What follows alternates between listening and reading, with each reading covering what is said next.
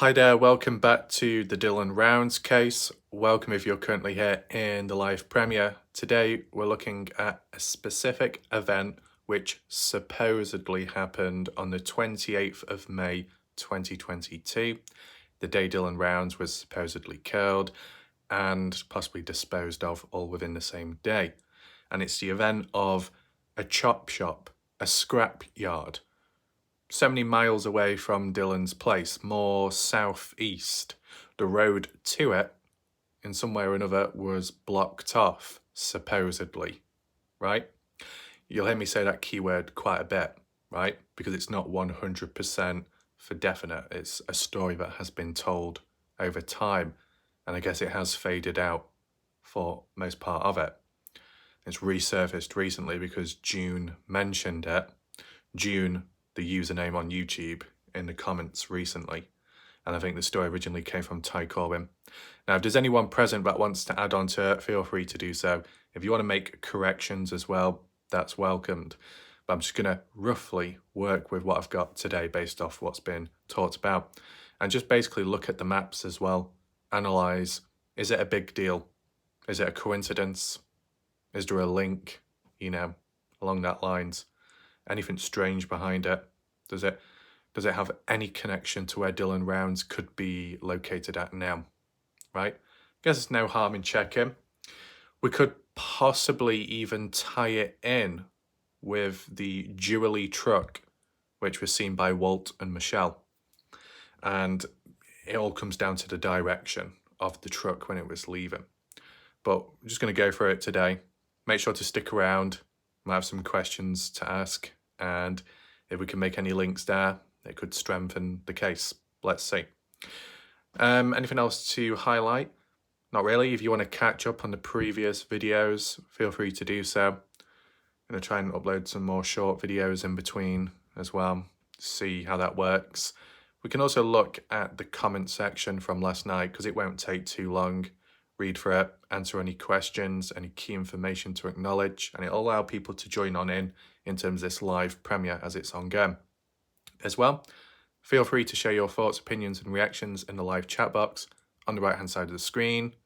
For now, let's head on over to comments from last night. Here we are, adjust it. Oh, we've already got it adjusted. There we go, already ahead of things. We got Cleo there with a few different of the emojis.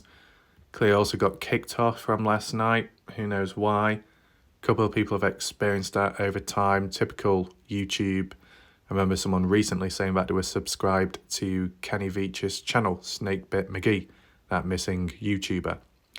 That their subscription, it was undone for them, unsubscribed, but they didn't understand why. But just to explain things, YouTube's to blame. Just the same with notifications, when they get turned off and you wonder why. Typical YouTube. There's a lot of stuff around that. One of the individuals that got kicked off the most on my channel was Bob Farrell over time. I don't know what device Bob Farrell is using, but, who knows? Just weird stuff.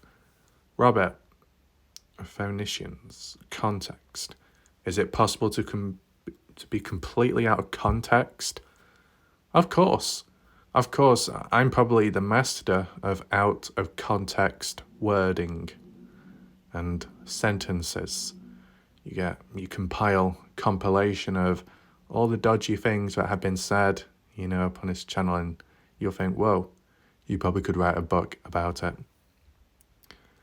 We've got Glenn saying, it's been my experience when researching things, if you upset or piss people off, then you're genuinely pretty much on the right path. Pet the sweaty stuff, don't sweat the petty stuff. That's an interesting line. I've not really heard of that before. Okay. So basically in times of resistance, high resistance, who cares? It's like, oh well, never mind. I guess that's what Glenn is talking about there. I mean, what would happen in a situation if I did follow certain advice and just let all the whininess occur and not lift a finger and let them waste their vocal cords upon me? I mean, it'd be interesting to see, wouldn't it? but it would have to be natural, of course. I mean, part of me wants to do like little experiments of you cover a case and then you just let it unfold, you let it burn to the ground in a sense, just to see what does happen if you don't say anything. I'm interested. Maybe someday. We got Classy saying, my sister has lived in that place for 13 years and I still cannot pronounce the damn word. I don't know if this person is from the US, but I think a couple last night were saying how people from the US struggled to pronounce it as well. So that's a positive, right? Especially when I tried saying it. When I said it, I was just like saying it as it was read with a double O, tool. But it's not like that, and I think it'll be explained here by Skeptical. Thanks to Tom Evans for the pronunciation. Towilla. A young man went missing in Towilla, went out for a walk and never came back. Is that a real story? I once sure that was like the start to a poem or something. Oops. Okay. What's the other place that was a bit dodgy in pronunciation? Winnemucca, and I called it Winemucca or Winemucca because I think of wine, whingy wine. Maybe that's where they come from. So you've got Winnemucca and you got Towilla. That is so dodgy that. I mean, the way Skeptical has typed it out, if that's how it looked, the spelling, if you used to read it, then it would be a lot easier. Skeptical also says, according to NamUs, Utah currently has 107 missing persons listed on their website, ranked hashtag 38 in the country. California has over 2,133, ranked number 1. Florida is number 2. Wow, interesting. Is anyone shocked by those statistics regarding NamUs? I mean, there might be a lot of unreported cases and cases which might have not been entered in onto NamUs, but I don't know, the way people were saying how Utah and maybe also Nevada, like really high levels of missing people, and then you look here, the likes of Utah ranked 38 in the country. It's quite high. And last but not least, we got from 2 hours ago, salty pancakes, the return of salty pancakes. 191 views. Those are some very troubling numbers. That's in relation to the video last night, which is at now maybe 204 views.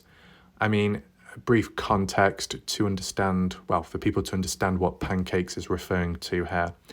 In general, when I was covering the Dylan Rounds case, more so in the early days, I would get 1,000 to maybe 5,000 viewers. So not all the time, but fairly often I'd get about 2,000 to 3,000 views per video. And now it's only about 100 views, pushing it 400. But that's just how it is. It could go downhill even more, of course. And so could other videos I upload. But, you know, you just implement the fuck it mentality and just, oh, well, you know, there's only so much one can be in control of. And you just see what happens from there. As for TikTok, though, most recently, last 7 days, I gained about 87,000 views on a singular video, which was already at 293,000 from the past. So, you know, that's doing okay there. Bit hit and miss. Same with YouTube Shorts. They're hit and miss. You can upload one video, 1,000, 2,000 views. You upload another video, maybe better, more edits, more effort, gets about 100. It's very hit and miss. That's the key word. Well, keywords when it comes to YouTube. When you're a big YouTube channel, very well established, very well known, you can, and what you will see is YouTubers using low effort titles and thumbnails, and it will still get them over the finish line because people will watch regardless. When you're a smaller channel, you've got to put 1,000,000 times more effort into what you do compared to a bigger YouTube channel. That's just how it is. And yeah, I'd still say that the implementation, that it's always luck before skill. Of course, it's always luck and chance before skill and ability. And I know some people out there will counter that or not accept it, but that is the reality when it comes to certain stuff. You know, there's a place, there's a time and a moment, and you're able to make the most of it, then you go from there. What follows after skill and luck is a form of effort and ability, of course, to maintain it. If you're able to maintain it from that break, then, you know, you yourself doing something right and doing well. And then whatever happens after that happens. That aside, we have reached the end of the comment section here. It's now time to move on to Google Earth. Here we are. Now, what I do want to explain is we do have some additional markers, and that's to the Walt and Michelle situation on the same day of when this event all unfolded. They didn't report about it themselves, but that's probably because they were away from it. They were near sun tunnels, Walt and Michelle. It is all to do with the 28th of May 2022, in case you're wondering, the day Dylan Rounds was taken out, probably most likely before 7:27 a.m. in the morning. But it's what followed through the day and maybe after.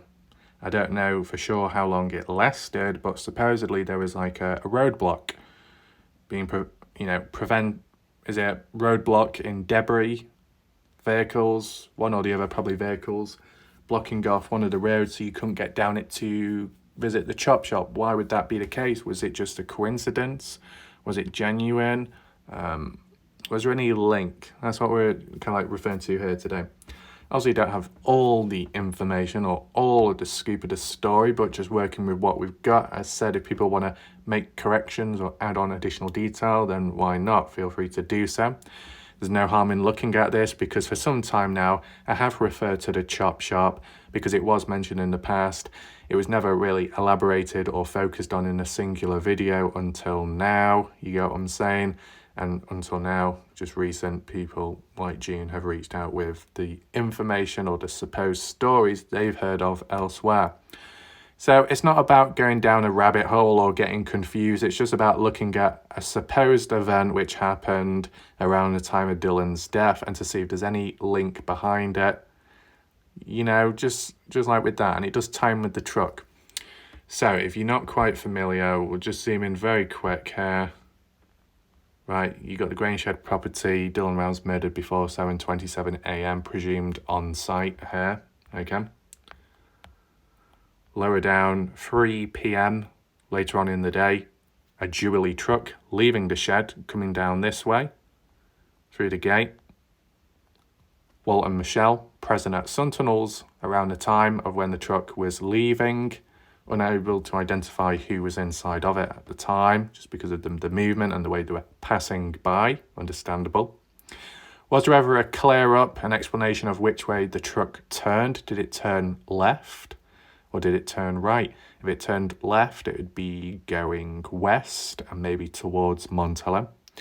If it was going east, it would be going towards Dylan's farm, or if it branches off before that to the chop shop.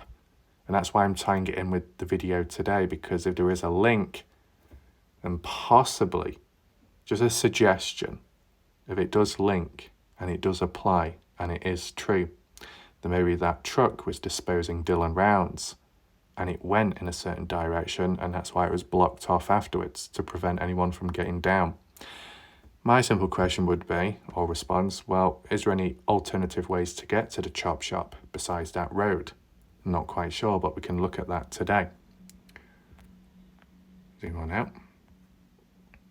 Dylan's farm. Down here. If you don't know why it doesn't show much on screen, it's just simply because this is 2019 and stuff. It's outdated, but the markers are on screen to help for guidance, which aren't available on the likes of Bing Maps, which is more updated, but you're limited to how you can operate it and move the camera, so there's a trade-off. But as said, and I think I described it last night, that if you go past sun tunnels, you're going east as if you were going to Dylan Round's farm down there. You got this crisscross intercepting dirt road, which you follow down, which appears darker in colour, to be honest. I mean, it's still a dirt road. And as I said, you follow it down and eventually you make your way to that chop shop, which arguably past 2019 did relocate a bit more east, okay? Still roughly within the area, right? Quite some distance to get down, I guess. Some winding roads. And, you know, you see the faint lines and you reach it here. Now, when I looked at the 2022 updated imagery, although it's still out of date, slightly newer, all this was gone because they relocated. But in terms of the track marks were all still present, which is interesting. Maybe a few more marks. And there's like indentations in the ground, whether that be because they left stuff behind or not. Was it still, did it have levels of activity of people passing on through? Possibly. So it's more maybe over that way or so, over that way. Like a mile or two, not that far. Don't know why it relocated, but regardless, within this area, it's from over that way. You see that black line, this one. Okay. And going back up that way eventually gets you to passing Dylan's farm. Then you can connect onto the road to Dylan's farm and go to it. So my question would be, you've seen the route. Let's measure the distance of it and then ask the question, how far down, whereabout was it exactly blocked off? I'd probably suggest more so towards the top end up here. So I think the other thing to acknowledge though is whilst we have followed that road going all the way down there, it does continue on like northwest, doesn't it? Down there. So we just follow it. Not sure what that is on the side. Is that a little pond or something? Never really focused on that much. Yeah. Continue on. Where does this actually go? Well, reaches like a crossroad, right? Come here. This is the main dirt road heading north to the grain shed up that way and the gate. Turning left goes back down to Sun Tunnels. Going straight on will eventually lead you up to, I think, kind of like the pond area, Lucin Pond, and past that, certain direction, onto Montello, Nevada, right? And you're going behind Lucin Hill as well. Well, if you choose to go behind, because it does branch off once again, kind of like a crossroad, right? So multiple choices, different options. Just wanted to point that out. So where exactly would one measure? Where would one measure? To be fair, if I'm going to suggest and tie it in with the Jubilee truck, I'll probably measure it from the grain shed property, as if someone was working their way down all the way back to the chop shop, right? I think it'll be told as like a story, this.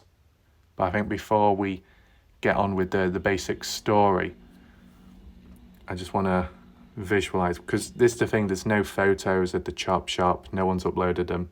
There was a guy called Ricky, he had a brown profile picture upon my channel, and he did leave comments in the past saying in the early days when looking for Dylan and being out there in the desert, they did go past the chop shop and it appeared to be abandoned, but they were still a bit cautious and wary of it. They didn't enter it because, you know, they had a bad feeling. Has anyone else been there since? Has anyone else documented it? I don't think so. Not really mentioned it much. So is this a place not mentioned much because it's irrelevant to the case, or is it because there's a bit of mystery behind it which needs to be looked at? I wonder which one it falls under. Well, there's no harm in looking today at least. It might uncover something.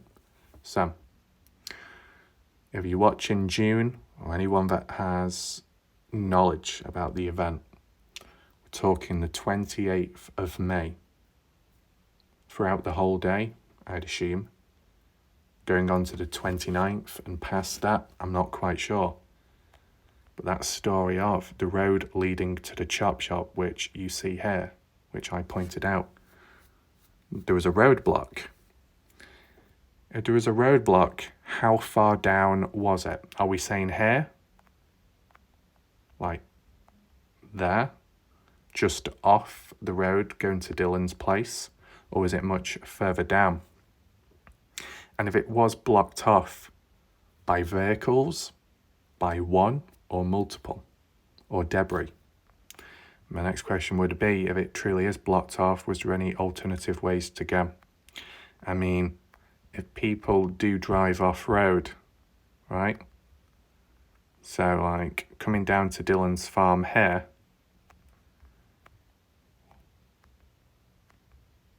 hold on. If this road coming off was blocked off on the 28th, so you couldn't get down to the chop shop, there was no way about it. And you couldn't go off-road either, maybe because the ground, the terrain was unstable, or some of it was private land, let's just say. Well, you just drive down to Dylan's farm, right? Dylan's farm here, just on the left. And then you would turn right, as you see here, you go into Little Pigeon Mountains, right? Go around that bend, and then you connect on to this dirt road, which is the one which leads you to the chop shop. So if it's blocked off up that way, you just go down the dirt road to Dylan's farm, turn right, and come down this pathway, this dirt road, and then it connects on. And then you just drive on down to the chop shop. Simple as that. So,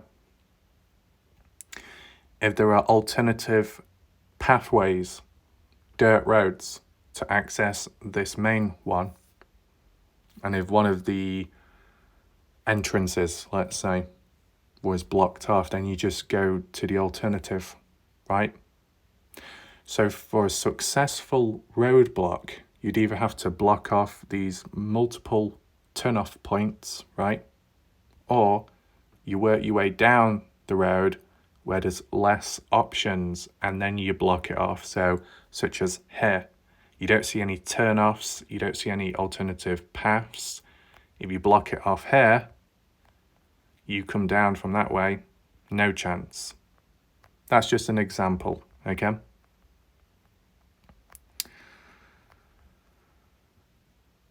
I'm just simply looking for alternative pathways, dirt roads.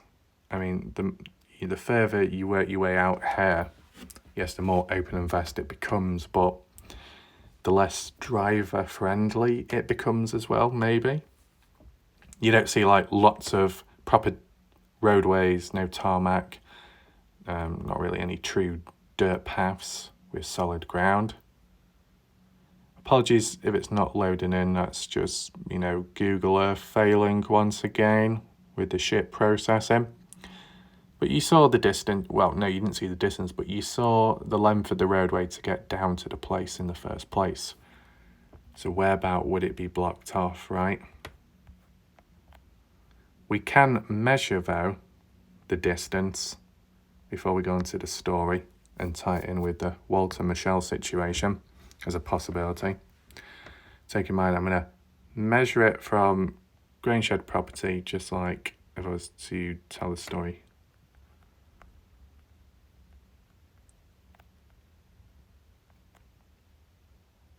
About there. And let's just say the shortcut was taken, which literally, just keep it somewhat straight, click there. I said, which goes all the way down here.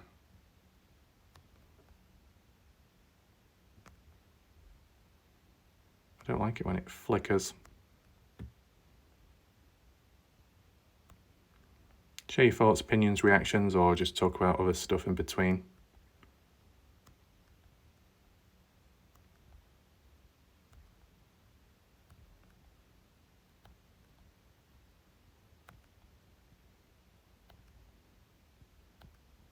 Okay. Is that it? Here. But when I saw it at the time, like if it's a bit more updated, it was down here, if you used to still follow it, and then somewhere like here, within 15 to 20 miles, okay? About 15 and 20 miles away from the Grainshed property, not an extreme amount of distance, can be easily covered in a vehicle, getting from point A to point B, even if it is a bit of a heavier truck, right? So a dually truck should, be able to manage, right? The question of the roadblock, tying in with that. Let me just adjust the tripod slightly. There we go. I'm going to tell the story now, tying it in with two different things.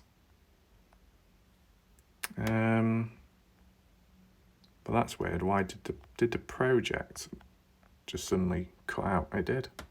Right, so I don't know what the fuck happened just there. It pissed me right off anyway. So we got the markers back on. Somehow it seemed to sign me out of Google Earth, even though I didn't press a single button. I'll have to review that afterwards. But tying it from one event to another, both happening on the same day, you could argue there is a link. The Walt and Michelle situation, past 3 p.m, truck leaving shed, dually. Brenner likely not on site because he's visiting Don's place at the barbecue, as well at least 2:51 p.m, being at the pond to dispose of the phone. So likely Brenner was already out away from the property before the truck left, basically. Could Brenner have been present though when the truck arrived? You got to ask that question. If it was, what was that truck doing, the dually one? Was it delivering something, making a delivery? Was it picking something up? Was it in the process of cooperating with Brenner, as in Brenner wanted to get rid of the body and was waiting for someone to come on down, or gave orders of, right, I'm going to be out of sight, I'm going on to a friend's place at the barbecue, dually truck driver, you come on down, you enter, you move this, no questions asked, I don't know, I'm just giving a scenario. Put Dylan's body in the back of the dually truck and then drive it to the scrapyard. If that was the case, let's just say dually truck puts Dylan into the back, drives down here, 3 p.m, just after the truck leaving. When I measured the distance going down that way, it's like a shortcut. I don't think that would actually apply to the dually truck. Why? Well, because Walt and Michelle saw the truck leaving and it passed by them when they were near Sun Tunnel, so the truck would have had to come all the way down here to this point. Now, which way did the dually truck turn? I don't know. I've not been told, so I'm guessing at this moment in time, understand that. If for whatever reason it did turn left, then that's in the direction of going to Dylan Round's, farm. But if it decided to turn off here, then that'd be going down to the scrapyard, right? If you wonder what all those other markers are, all of a sudden, I think I accidentally loaded up another project in the background, so just ignore that, right? But I guess at least it was marked on here, so it's easier to refer back to here, right? So it came all the way down here and maybe past that point if the chop shop relocated in between, right? Could have about 15, 20 miles to get down. Right. So we'll just use this one as an example because it's visual. If the dually truck drove down to here, are the owners present? Is anyone around? Who knows? Or does the chop shop driver have to do all the work themselves? Or is it just a simple drop off and then the people that are present get on with the rest? Concealing, getting rid. But how? Well, in other cases, maybe a person has been put into the boot of a car and then that car has been put into a crusher. One way, right? Form of desecration too. It's almost like breaking down a body with a crusher. Do we see a crusher on site? Well, we see almost like kind of like a crane, bit of equipment operating. Some containers as well, trailers. And when I looked at the slightly updated one, 2022 imagery, there was a bit less equipment, but there were still some similar items which were moved on. So, does it tie in with the Jubilee truck coming on down here? Is this where Dylan Brown's was disposed of? Well, here's the thing. From the looks of it, the police haven't investigated this area, and most people that have gone out there boots on ground haven't done a deep dive search on the area either. Maybe because they weren't able to, or they felt it was a bit dangerous or a bit weird, which is very understandable. But if this is a place of intrigue and interest, and it could possibly link to different events, then is it worth checking out in some way? You know what I'm saying? But if this was where Dylan Brown was taken, what, buried in the ground? Maybe. Who knows? Yes, sure. Other areas of lucin have been checked with the drones. Searchers out there, and they didn't find anything. Well, maybe because we're searching the wrong area. If you go to somewhere like here, maybe the ground needs searching as well. If you're not able to search the chop shop itself, why not have a drone flying over? Or is that not possible? Just questions like that, if you wanted to do it in a more discreet way. And it depends if anyone's even out there. If it's completely abandoned, then I guess it's not as dangerous. Is it private, though? I'm not sure.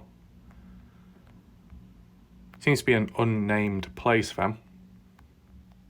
So, if that did actually happen in that order, then what, just after the road was blocked off? Or was the road blocked off in the process of the Jubilee truck coming on down that way? As I said, I don't know which direction the Jubilee truck went in, so I'm just potentially linking two different events with each other, just in case. If there's no link, then it's like, well, who else and why else would it be blocked off that road? Any construction work? Or was it primarily done to prevent people from going on down that way? But if so, why? To prevent them from getting to the truth? Finding Dylan? But then whoever, or the people that did block the road off, why would they have that in mind, that they think that people are going to go in that direction to begin with when searching for a missing person?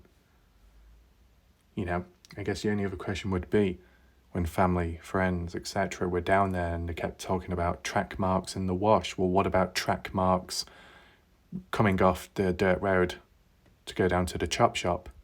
Any fresh track marks at the time going down that way? I wonder, you know? So, how many people think the story of the road going to the chop shop, scrapyard, is a load of BS and a waste of time? Let me know your thoughts down below. Or do you think it's true? And if so, if it is true, do you think it has any appliance to the case of Dylan Brown's or not? Let me know your thoughts down below. I said, just wanted to do this focused video regarding this. If it came out more information regarding the Jubilee truck, that would be of help and interest as well. Because that uncertainty, the unknown of what was in that Jubilee truck at the time. Was it leaving with something, or was it visiting with something and dropping it off? Who was behind the wheel? Are they from within the area? Were they called by Brenner, etc.? Are any people skeptical and wary, thinking that Walt and Michelle are making the story up, that it's a complete lie? Does anyone think along that lines? And if any humans do get triggered by that, well, those people have countered and questioned other points, so why not do it with this one as well? No harm, right? Just let me know your thoughts down below in the comments. In general, I think that concludes most of the video. If there is any additional attachments of information of interest, I guess it could be taken a look at, but if it needs to be debunked, that can be done as well. Hopefully you found the video somewhat interesting, and yeah, thanks for watching. I'll see you next time. For now, goodbye and good night.